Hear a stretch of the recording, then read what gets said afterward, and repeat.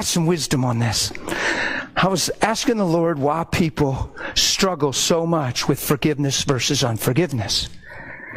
Well, there's a couple reasons if you look at it just on the surface. Like, well, because they still are thinking for themselves, so they have lines people can cross, chips that can be knocked over. So they have unspoken expectations, which means they're getting failed. Are you following me? But even in that, I'm saying, okay, but even in that, why is unforgiveness, like people will say this, who's ever heard somebody say this, well, you need to back off and just give me some time. Sometimes it just takes some time. And they're talking about forgiving. Or they say, well, stop, back off, I'm trying to forgive. If you're trying to forgive, you're in unforgiveness. What's that even mean, I'm trying to forgive? It's not a, okay, there it is. Bam! Nailed it! What does that even mean, I'm trying to forgive? It's a perspective. It's a perception. It's a position of heart. Forgiveness isn't a feeling, and it's not a... Got it. See, we deceive ourselves. We're buying time we don't have when well, I'm trying to forgive, brother. That's religious. That means you're in unforgiveness. So I'm like, Lord, why is it like that? Why do I hear that from people? Here's what I saw in my heart when I was inquiring of the Lord. It's a while back.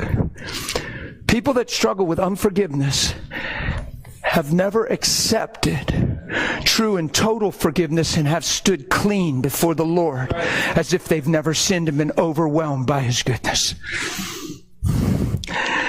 A lot of people say, forgive me, Lord, and still live in the memory, stain, and tainted identity of what they've done and where they've been. And they haven't gone clean and free and never looked back. Right. But if you'll ever just be forgiven and stand boldly before God, not presumptuously, boldly, confidently, because of what Jesus did. The design of that is to overwhelm you with the goodness of God in such a way that it changes your eyes, and all you can see men for is what they're called to be, not where they've been. What they're created to be, not what they've done. And instead of getting mad at them, mercy rises up, because you know if they knew who they were, they would not be living that way. And instead of crying because of them, you begin to cry for them, because mercy triumphs over judgment. Amen. Are you with me?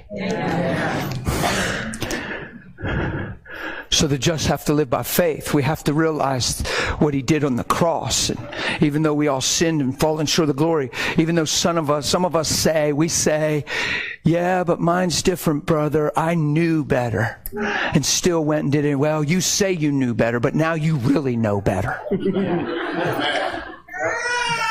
Peter said, I'll die for you. I think he was really serious.